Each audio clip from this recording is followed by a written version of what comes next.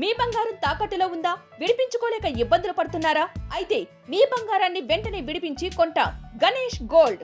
మీరు సంప్రదించాల్సిన ఫోన్ నంబర్లు 9160-266-916, 8712619507.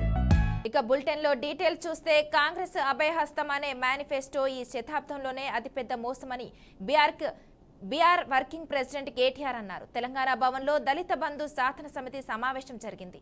ఈ సమావేశంలో కేటీఆర్ పాల్గొన్నారు. మేనిఫెస్టో చైర్మన్ శ్రీధర్ బాబును అసెంబ్లీలో నిలదీసిన ప్రతిసారి అమలు చేస్తామని చెబుతున్నారు, కానీ చేయట్లేదన్నారు. గత ప్రభుత్వం ఎంపిక చేసిన ప్రతి ఒక్క దళిత బిడ్డకు దళిత బంధు వెంటనే ఇవ్వాలని కేటీఆర్ డిమాండ్ చేశారు. ఆ కాంగ్రెస్ అభయహస్తం అనే మేనిఫెస్టో ఏదైతే ఉందో అది ఈ శతాబ్దపు అతిపెద్ద మోసం. అది ఈ శతాబ్దంలోనే అతిపెద్ద మోసం ఏదైనా ఉందంటే కాంగ్రెస్ అభయహస్తం అనే మేనిఫెస్టో. ఒక్క వర్గం కాదు, అందరినీ మోసం చేసింది. ఖార్గే సాబ్ వచ్చి చేవెళ్ళలో చెప్పాడు 10 లక్షలు వాళ్ళు ఇస్తే 12 లక్షలు మేము ఇస్తాం. దళితులకు 18% వాటా ఇస్తాం ప్రభుత్వ కాంట్రాక్ట్లలో. ఇచ్చిర్రా? పెంచుతామన్నారు, పెన్షన్లు పెంచినరా? ఇంకెన్ని చెప్పినారు? ఒకటి కాదు, ఇన్నునే ఎంతో ఇంత పెద్ద లిస్ట్ ఉందని.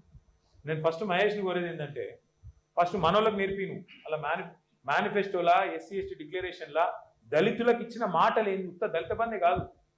ఎంత లంగలంటే ఏది పడుతుందో చెప్పుకుంటా వేరు, నోటికి ఎంత వస్తంత.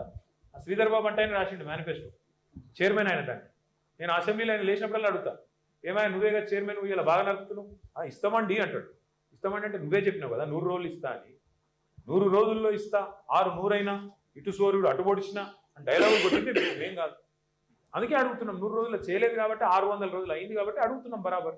అంటే వాళ్ళకు ఉక్రోషం వస్తాను. ఇక ముఖ్యమంత్రి ఏమని అడిగి మీరు చూస్తాను. ఆయన మాటలు, ఆయన పద్ధతులు ఎవడన్నా అంటాడే ఊళ్ళల్లో ఆఖరికి పైసలు లేనోడన్నా మాట్లాడతారు అట్లా. లోపల బని పొక్కలున్న మీదికెళ్ళి మాత్రం తెల్లంగా వేసుకొని ఏం షాన్ మే ఫరక్ నీ అని అన్నట్టు ఉంటాం. ఎవడన్నా ముఖ్యమంత్రి నేను ఢిల్లీకి పోతున్నాను కలుతలేరు, చెప్పులు ఎత్తుకపోతున్నామో అని అపాయింట్మెంట్ ఇస్తలేరు. ఐసీయూలో ఉన్న నాగమల్లేశ్వరరావును మాజీ మంత్రి శైలజనాథ్ పరామర్శించారు. నాగమల్లేశ్వరరావుపై అత్యంత దారుణంగా దాడి చేశారని మండిపడ్డారు. ఈ ఘటనపై రాజకీయ ఒత్తిడితో ఛార్జిషీటు తయారు కాకుండా ఎంక్వైరీ జరపకుండా పోలీసుల పేర్లు తొలగించడం దారుణమని ఆగ్రహం వ్యక్తం చేశారు. ఇది కేవలం ధూళిపాల నరేంద్ర పోత్బలంతో జరిగిన దాడిగా భావిస్తున్నట్లు శైలజనాథ్ ఆరోపించారు. నాగమల్లేశ్వరరావు గారిని చూడడానికి జరిగింది. అతని పైన జరిగిన దాడిని చూశాం మేము. అత్యంత భయానకంగా, బీభత్సంగా, కర్కశంగా జరిగింది దాడి. అతను చివరికి దెబ్బలు తిని మరి పైకి లేస్తుంటే కూడా మళ్ళీ అంటే కసితో దాదాపు ఇది ప్రాణం మిగిలింది కాబట్టి హత్యా ప్రయత్నం అయింది, కానీ లేకపోతే ఇది దాదాపు అశాస హత్యగానే మనం దాన్ని ఇచ్చుకోవాల్సిన అవసరం. నేను ఈ కూటమి ప్రభుత్వాన్ని ఒక్కటే అడుగుతా ఉన్నా, రాజకీయ ప్రత్యర్థులతో మీరు రాజకీయంగా యుద్ధం చేయండి. ఎట్లాగూ మీకు ఆ సత్తా లేదు, ఆ శక్తి లేదు. దశాబ్దాల నుండి ఆ గ్రామంలో సర్పంచ్ గానో ఎంపీటీసీ గానో ఎన్నికవుతున్న ఆ దళిత కుటుంబం చూసి నేను గర్వపడతా ఉన్నా. మీరు భయపడ్డారు. చివరికి ఇటువంటి డిజాస్టర్ లో కూడా, మీరు సృష్టించిన డిజాస్టర్ లో కూడా, ఆ మాట ఎందుకు వాడుతున్నా అంటే ఇప్పటికి కూడా దాదాపు 30-35 లక్షల ఓట్లు లెక్క తేలడం లేదు రాష్ట్రంలో. అప్పుడు కూడా వైఎస్ఆర్సీపీ అభ్యర్థి మురళీ గారికి ఓట్లు పెరిగింది, మీరు జీర్ణించుకోలేకపోయారు. నేను నరేంద్ర గారిని అడుగుతా ఉన్నా, నరేంద్ర గారు మీ ఉపన్యాసాన్ని మీరు గుర్తెచ్చుకోండి. మీరు ఏదో హాల్లో బహుశా వీలుపాల వల్ల మినీ మహాలో మీరు ఏ విధంగా రెచ్చగొట్టారో గుర్తెచ్చుకోండి మీరు. అట్లాగే పోలీస్ శాఖ వాళ్ళని కోరుతా ఉన్నా నేను, అతి కష్టం మీద మీరు కేసు పెట్టారేమో అనిపిస్తా ఉంది. మీ రిమాండ్ రిపోర్ట్ ఇంకా పూర్తి కాకముందే, ఎఫ్ఐఆర్ కాకముందే, ఛార్జ్ షీట్ రాకముందే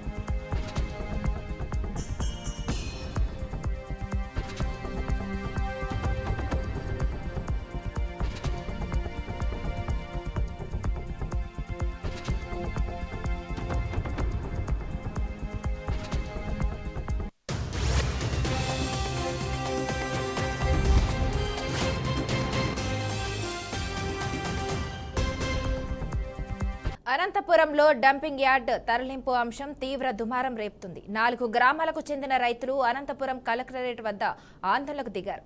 డంపింగ్ యార్డ్ వల్ల వందల ఎకరాల్లో పండ్ల తోటలు, జీవనోపాధి మార్గాలు, అంతేకాకుండా గ్రామాలే నాశనమయ్యే ప్రమాదం ఉందని రైతులు ఆవేదన వ్యక్తం చేస్తున్నారు. దీనిపై మరింత సమాచారం మా ప్రతినిధి ప్రకాష్ అందిస్తారు. Prakash, over to you.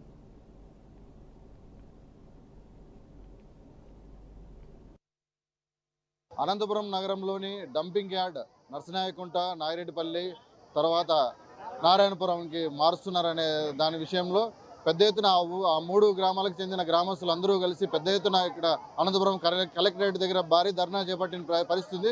ఒకసారి ఆ గ్రామస్తులతోనే మాట్లాడే ప్రయత్నం చేద్దాం. బ్రదర్, చెప్పండి, ఇక్కడ ఉన్న అనంతపురంలో ఉన్న డంపింగ్ యార్డ్ మీ ఊరి దగ్గరికి ఎందుకు మారుస్తున్నారు, ఏం పరిస్థితి, దానివల్ల మీకు కలుగుతున్న ఇబ్బందులు? సో ముందుగా మీడియా మిత్రులకి థ్యాంక్ యూ సార్. ఒక ప్రజా సమస్యని ప్రజలకు తెలియజేస్తున్నందుకు మీ అందరికీ ధన్యవాదాలు. మేము నర్సనేనికుంట, నాగిరెడ్డిపల్లి, నారాయణపురం గ్రామ ప్రజలుగా తెలియజేయడం ఏమనగా, మాకు డంపింగ్ యార్డ్ వద్దు, అది మా ఊరి దగ్గర పెడతామంటున్నారు.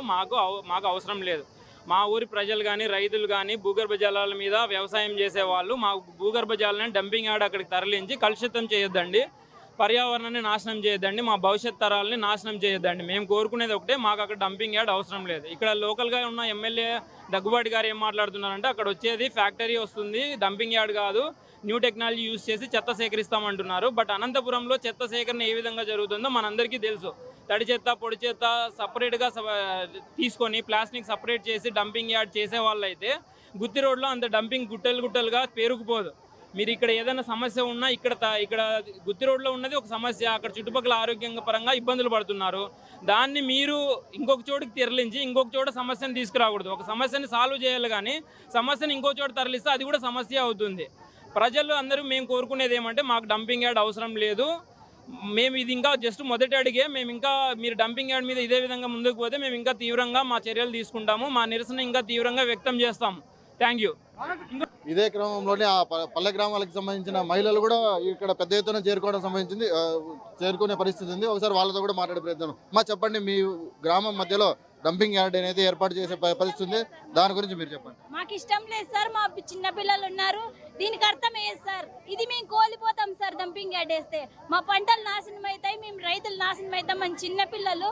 దీనికి అర్థం ఏం సార్, మీరు చెప్పండి. ఆ పచ్చదనాన్ని కోల్పోతాం సార్ మేము. మాకొద్దు సార్ డంపింగ్ యార్డ్. ఇది వీటికి ఆపేస్తే మేలు సార్, లేకుంటే మేము చాలా మళ్ళీ ఇబ్బంది పడతాం. మళ్ళీ మీకు కానీ చెప్తున్నాం సార్ మేము.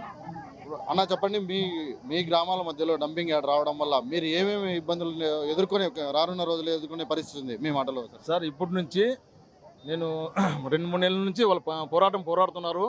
కలెక్టర్ గారు వస్తున్నారు, జేసీ వస్తున్నారు, ఎంఆర్ఓ గారు వస్తున్నారు, ఆర్డీ వస్తున్నారు, అందరూ వస్తున్నారు. అయినా వాళ్ళే స్పందిలో ఇప్పుడు ఎంఆర్ఓకి వస్తున్నాడు. ఎంఆర్ఓ ఏం చెప్తున్నారు, డంపింగ్ యార్డ్ కాదయా, ఇది ఏదో మాదిరి కంపెనీ మాదిరి పెడుతున్నాము, దానివల్ల మీరు చర్య తీసుకోవద్దంటే రావద్దనేది ఎంఆర్ఓ సార్ అంటున్నాడు. మాకు ఎంఆర్ గారు వస్తే మటుకు మున్సిపాలిటీ వాళ్ళు ఎందుకు వస్తారు? మాకు మున్సిపాలిటీ రోజు 14 సాయంత్రం వచ్చి చెక్ చేసి చేస్తున్నారు. రైతులంతా మా చుట్టూ పొలాలు ఉన్నాయి, తోటలు ఉన్నాయి, పండు పొలాలను పండించుకున్న వాళ్ళము. ఆడొచ్చేసి ఒక రైతుకు వచ్చి 3 ఎకరాలు 4 ఎకరాలు ఉండే వాళ్ళు 5 ఎకరాలు కూడా లేదు. అందరికీ ఉన్నా కానీ పంట పండించుకొని, బోర్లు వేపించుకొని, చెట్లు కాయలు పండించుకొని చేస్తున్నాము. అది కన్నా మాకు లేకుండా మటుకు ఎక్కడన్నా మేము పోయి బతుకోవడానికి కానీ మాకు సిద్ధం లేవు. చిన్నపిల్లలు మాకు ఉన్నారు, పిల్లలకు మేము చదివించుకోలేక మేము ఇబ్బంది పడతాము. దానివల్ల మాకు చాలా ఈ డంపింగ్ యార్డ్ గురించి మా కుటుంబంగా మా 4 గ్రామాలను వచ్చేసి మాకు ఇబ్బంది వస్తుంది. ఆ ఇబ్బంది వల్ల మీకు అడుగుతున్నాము, మేము కలెక్టర్ గారు అడుగుతున్నాము, దయచేసి మాకులే మేము కోరుతున్నాము. ఏమైనా కానీ డంపింగ్ యార్డ్ ఏవద్దంటే సార్ మాకు అని చెప్తే, మీ డంపింగ్ యార్డ్ ఎక్కడ వెళ్ళాలి కదా చెప్పి చెప్తున్నాడు.